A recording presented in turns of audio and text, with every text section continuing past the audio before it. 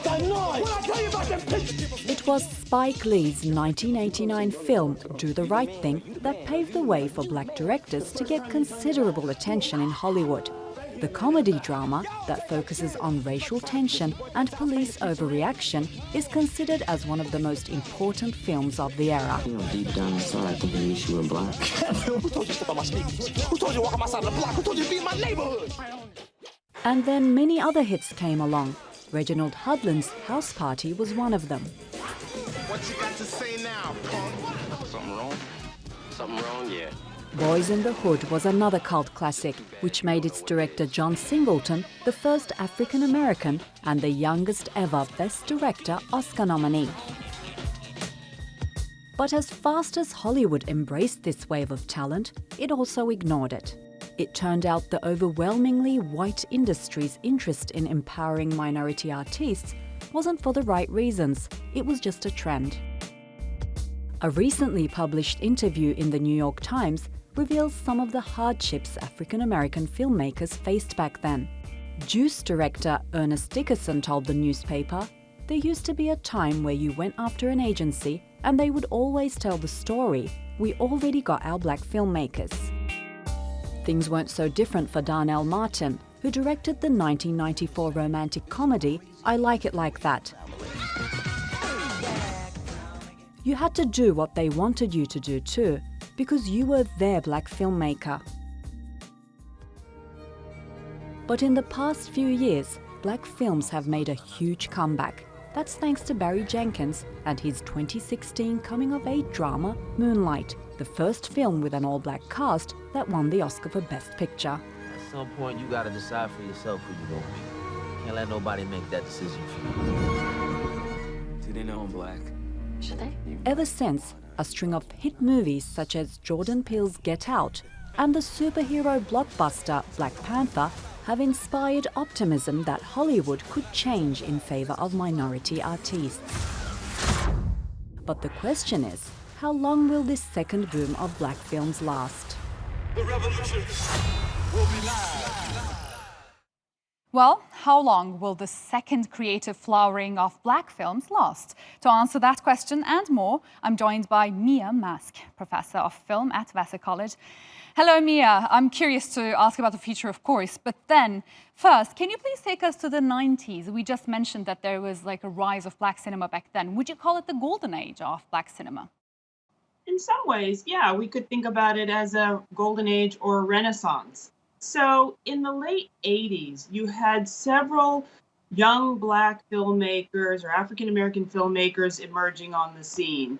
Everybody's familiar at this point with Spike Lee and his film Do the Right Thing, which was an amazing film that burst onto the scene and helped to create a kind of renaissance for black cinema. But I also want to call attention to people like the Hudlin brothers, Reginald and Warrington Hudlin, right, who made House Party in the late 80s. Or we might think of somebody like Yuson Palsy, who made A Dry White Season in 1989. So there were several new, young African-American or black diasporic voices who were making films in the very late 80s, and that led to a kind of renaissance in the 1990s. We saw all kinds of African-American films emerging in the 1990s that we hadn't seen before. Chief among them would be black romantic comedies, for example. And it was a time when rappers and musicians also transitioned into film, right? How did that affect that boom? You're right. Many rappers and musicians were transitioning from their work in music and music videos in particular into film, as were black directors who had gained experience and knowledge and filmmaking and video making experience working in the music video scene that had really just exploded. And so you have a number of directors migrating from the music video world into the film world. But what also happens in the 1990s is what we call the sort of era of new Black Realism. Mancha Diawara has written a lot about this.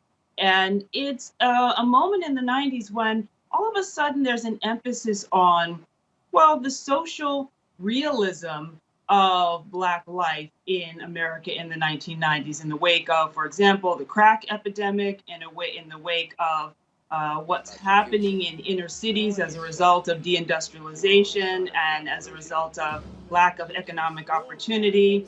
So you see films like Boys in the Hood, Menace to Society, and a range of films like South Central.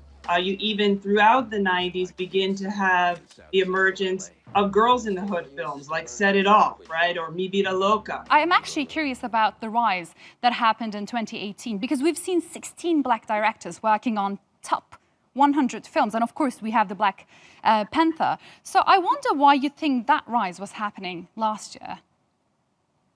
Well, it's been a gradual, steady rise. I appreciate your questions because you're really going back to the 1980s. And I would hate to talk about 2018 outside the context of what's been happening over the last 30 years, right? So it's been a slow, steady, gradual process of young people coming into the industry, getting the experience, showing that their films, that Black films have a market, not just among Black audiences, but among general audiences, and ultimately among international audiences, and then developing their own projects, networking. And so what we're seeing in 2018 is really the result of decades and many years of work, of skill building, of networking. And so that's why now we're seeing more films. And do you think, is this success now vulnerable to the same dynamics that sort of like curtailed the last one in the 90s? Well, I think it is, because the success that we're seeing is something that is not foolproof or with something that is necessarily sustained, going to be sustained. And I say that simply because the structure of the industry hasn't changed. While the Hollywood studios and those in positions of power to greenlight films are recognizing that films like Black Panther can return a significant profit, there are many other smaller films that are not being made. We're still not seeing women and women of color get the same level of access to opportunity. And that's because the structure of the industry hasn't changed. And when I say that, I really mean the financing structure. People in positions of power to finance and greenlight films are still primarily white men, white folks who are very cautious and careful about the kinds of projects they're willing to greenlight. I mean, I want to encourage your audience to just look up something online like the Inclusion in the Director's Chair report from the Annenberg School of Communication, which goes over race, gender, and age of director across 1,200 of the top films from 2007 to 2018.